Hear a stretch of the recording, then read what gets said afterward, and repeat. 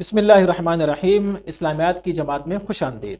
آج ہم پڑھیں گے اسلامیات جماعت اول، اور اس کا سبق ہے خاتم النبیین سیدنا محمد رسول اللہ صلی اللہ علیہ وآلہ وسلم کی اخلاق حسنہ۔ اس سے پہلے والے سبق میں یعنی اس کے پہلے لیکچر میں ہم نے آپ صلی اللہ علیہ وسلم کی ایک خوبی یعنی صداقت، سچ بولنا، اس کو ہم نے جانا۔ آج ہم آپ صلی اللہ علیہ وسلم کی دوسری خوبی یعنی امانت داری کے بارے میں پڑھیں گے اور کوشش کریں گے کہ ہم بھی اس خوبی پر منوعاً عمل کریں اور اپنی زندگی میں اس صفت کو، امانت داری کی صفت کو اچھی طرح سے لے آئیں۔ تو آج ہم جو حاصل تعلم پڑھیں گے ان میں سے پہلا حاصل تعلم ہے خاتم النبیین سیدنا محمد رسول اللہ صلی اللہ علیہ وآلہ وسلم کے صادق اور امین ہونے کو جان سکیں۔ صادق ہونا ہم نے پہلے لیکچر میں سیکھ لیا، آج ہم آپ صلی اللہ علیہ وسلم کے امین ہونے کو جان سکیں گے کہ کیسے آپ صلی اللہ علیہ وسلم امانت کو اس کے حقدار تک پہنچاتے تھے۔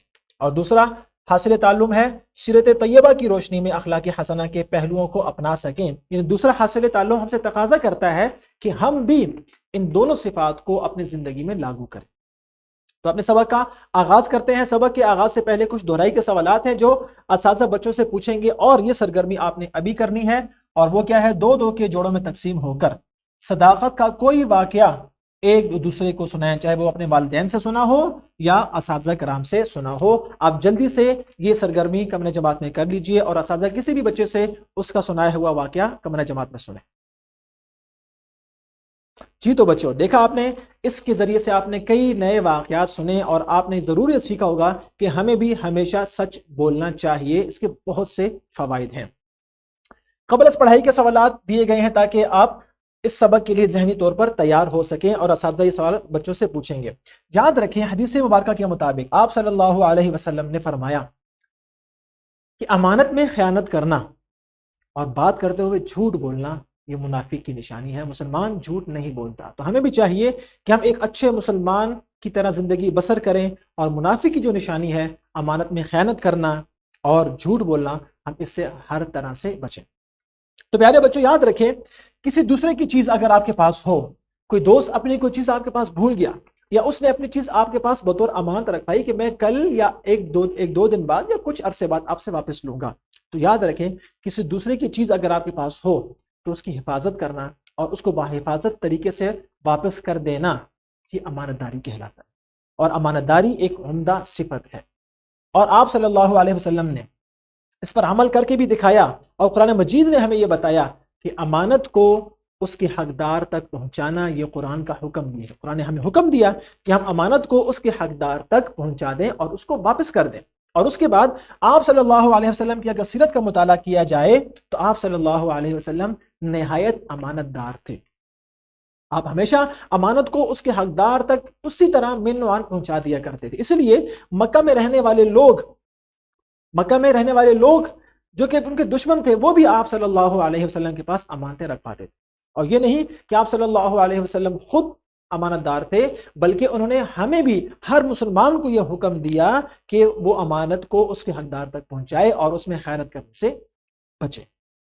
اور آپ کو یاد ہوگا کہ جب ہجرت آپ صلی اللہ علیہ وسلم نے کی، آپ مکہ سے جب مدینہ آ رہے تھے تو آپ کے پاس بہت سی امانتیں موجود تھیں جو کہ مکہ کے لوگوں کی تھی، تو آپ نے ہجرت سے پہلے وہ تمام امانتیں حضرت علی کے سپرد کر دی، اور ان کو کہا کہ جس کی جو امانت ہے آپ نے یہ واپس کرنی ہے، اور اس کے بعد آپ نے مدینہ آنا ہے۔ تو آپ نے دیکھا اتنے مشکل حالات میں، جبکہ وہ لوگ آپ کے جان کے دشمن بنے ہوئے تھے، اس موقع پر بھی آپ صلی اللہ علیہ وسلم نے امانت میں خیانت روا نہیں رکھی، اور ان کو محفوظ انداز سے ان تک پہنچانے کا انتظام کیا اور بندوبست کیا۔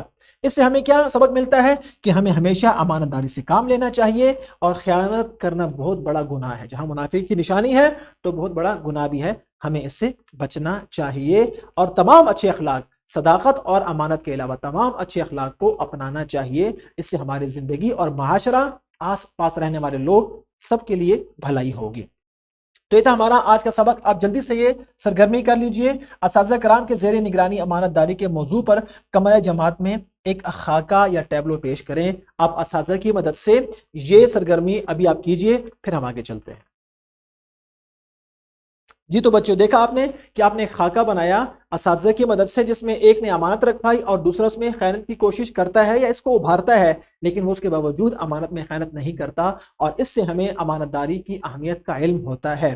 گھر کا کام موجود ہے، لیکن گھر کے کام سے پہلے آپ نے مشق کے سوالات حل کرنے ہیں۔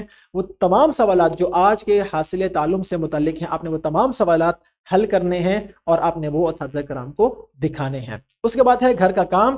آپ نے 2 صفات کے علاوہ جو ہم نے اس سبق میں پڑھی، مزید 5 اچھے اخلاق کی فہرست بنانی ہے اور ان پر عمل کی پوری کوشش کرنی ہے، تاکہ ہمارا دوسرا حاصل تعلم بھی اچھی طرح حاصل ہو جائے۔ تو پیارے بچوں، آج کے سبق میں ہم نے آپ صلی اللہ علیہ وسلم کی صفت امانت داری کو جانا، اس کی اہمیت پہچانی، اور اس کی ایک واقعہ سیرت سے ہم نے پڑھا کہ کیسے آپ صلی اللہ علیہ وسلم نے امانت داری جیسی صفت کو مشکل وقت میں بھی اپنایا، اور ہمیں بھی چاہیے کہ ہم اس امانت داری کی صفت کو اپنائیں۔ مجھے امید ہے کہ آج کا سبق آپ کے لیے یقیناً مفید ثابت ہوا ہوگا اور آپ اس صفت کو اپنی زندگی میں ضرور اپنائیں گے۔ ہر ویڈیو کی طرح اس کے ساتھ بھی اس کی پی پی ٹی، اس کا لیسن پلان اور ورک شیٹ موجود ہے، جس سے آپ استفادہ کر سکتے ہیں۔ انشاءاللہ اگلی ویڈیو میں پھر ملاقات ہوگی۔ فی امان اللہ۔